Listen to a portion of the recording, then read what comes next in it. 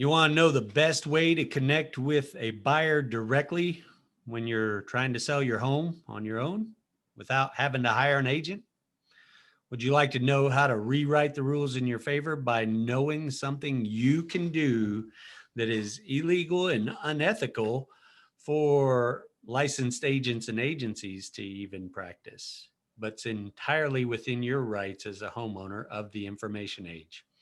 It's so simple, you'll wonder why you didn't think of it first. Hey, I'm Rock, Florida, and I'm here to rock the box of the conventional wisdom that suggests you need a real estate agent to sell your home. I'm here to give you the knowledge, the tools, and the confidence that you need to successfully do it on your own. Be sure to like, subscribe, comment, hit the little notification bell, and I'll be continuing to fill this pipeline of valuable information for you, homeowner of the information age, otherwise known as hot IAs or change agent. So first, let me tell you a little bit about the evolution of the real estate industry. It used to be back in the day when we were spread out all over the countryside without electricity, phones, indoor plumbing, daily news. There used to be a guy in town that happened to know who was thinking about selling. And he had a proximity to the courthouse. He had the gift of gab and connections with the other attorneys and types that needed to be afforded in brokering a deal. He made it his business to know everybody who was coming and going and how to make sure the contracts got executed properly and generate all the necessary media required to effect a successful home sale or purchase. And back in the day, the broker who represented the seller would receive all the agreed upon commission from the proceeds of the sale, whatever it was. And way back, it used to be as much as 8, 10, 12%. And the state has since recognized that these type of individuals may need some training, accountability, regulation, and professional license to be able to properly protect the property owner's interest in a fiduciary manner. Then a whole bunch of other folks went out in the community and got a license, and they had agreements with their people, and they had to figure out how they were going to get paid, and they started splitting the pie. And then came the convention of the local boards and the multiple listing systems as a publication platform for the properties and the cooperative fees. More on that in the history of real estate is it was originally a collusion of a bunch of real estate agents and their board in New York that fixed the pricing at 6%. In the 50s, the Supreme Court made that illegal.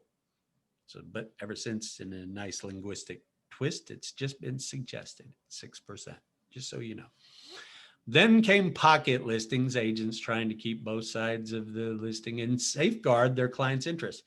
It may or may not be in the client's best interest to have thousands of people looking at it all at once. And then recently this year, 2020, the National Association of Realtors issued a policy called Clear Cooperation, thereby eroding the actual agency's capabilities to expose their property in a manner that may or may not be beneficial to the client.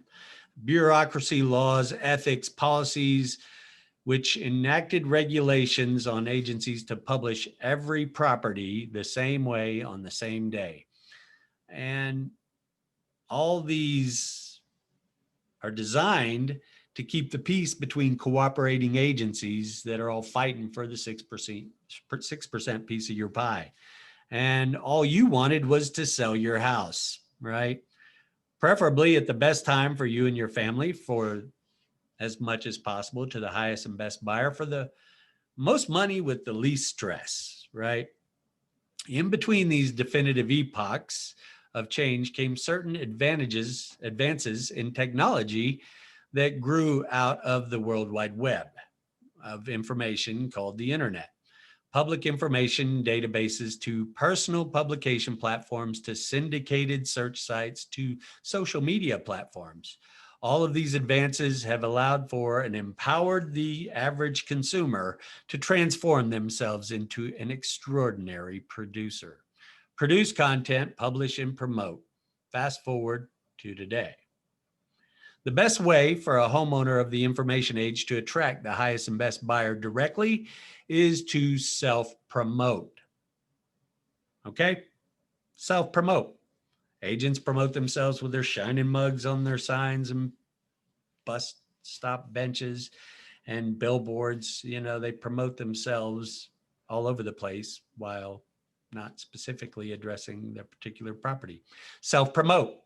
Remember that character from back in the day who had the knowledge, the resources, and the confidence to promote communities' properties for sale? That's you. It's your house. No one knows it as well as you, and there's no one more capable of representing it to the public than you. All that you need to do is as follows. 1, make a decision. Starts with a thought that may sound something like this. I'll sell my home on my own. The why is nobody's business unless you should choose to disclose that and any other particular motivation. 2, make a declaration. What it is, when and how much, right? My address within the next 6 months at $300,000. There, it's on the market. You are the who. Tell folks who you are and how to get in touch with you.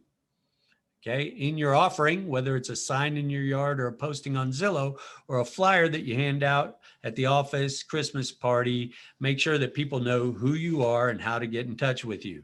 While the average consumer is continuing to make more and more purchasing decisions by the click of a blue button, people that are dealing with selling or buying a house have a natural predisposition to added levels of anonymity and security. Now let's get into the effective application tactics. You have decided to place your home for sale by owner on Zillow. You have written up a description in your best agent ease that goes a little something like this. Adorable, move-in ready, well-maintained, all brick, 322, family-friendly neighborhood. Stop it. Okay? People don't read much anymore. If they did, there's nothing in that introduction to the property that will help them make a purchasing decision. And the first thing they need to buy is you. Make a proper introduction. Let them know that the human on the other end of your narrative is a human that owns a property, that knows more about the property than anyone else on the planet, that is relatively harmless and has an interesting story going on, that would enjoy engaging in a mutually beneficial relationship, that has a phone number. Personalize your offer and your listing. Consider the following alternative narrative. Hi, my name's Rock, Florida, 479-200-4718, and I am the owner of this home. I've lived here for 14 years and I am absolutely the best source of information on this property. If you are interested, give me a quick call and I will gladly send you the complete due diligence folder on the property. New paint, flooring, roof, pre-inspected, improved, and exemplary energy efficiency, immaculately maintained. Of the 2 provided examples, which one would you be most likely to connect with? Which of them provides you with what you need to do so? As a homeowner of the information age that is selling their home for sale by owner, your mission in marketing your property is to attempt to attract a prospective buyer into a conversation. In the industry vernacular, you are to generate a lead, which may, with proper care and nurturing, turn into a relationship, which then in turn may culminate in an engagement via sales contract towards a successful marriage in closing. Agents and agencies are precluded by law from practicing this tactic, and Zillow isn't privy to allowing it either, as it offsets their livelihood. which is generated primarily by selling the leads and advertising to competing brokerages. Zillow makes their living off of your information. The entirety of the industry is aligning more and more to giving competing brokerages a level playing field of clear cooperation with the stated intent of protecting the consumer. They've been trained to make their purchasing decision by clicking on the blue button, and then somebody gets that lead. It's a long, sordid story about how much can you pay to be processed like cattle. If you do that as a buyer, you're going to receive a litany of automated text, robocalls, who will then be receiving a pitch over how that agent is the best representative of your needs and acquiring information. Now sign here. I'll find out what I can about the property you're interested in, maybe. Okay. What happens when they find out it's a for sale by owner? Stay tuned in a future episode to the controversy that will likely ensue there.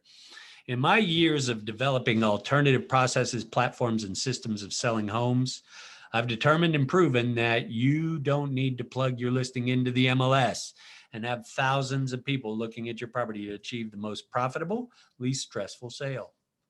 The fact will always remain that you just need one buyer. In properly defending your home equity from all enemies, agents, foreign and domestic, your first job is to become an army of one. Sometimes you just need to mention it to your neighbor at the right time in the right way. Just make sure they have your number. Okay. I really do appreciate you. And if I can be of any service whatsoever, never hesitate to get in touch. Make it a great day. Bye-bye.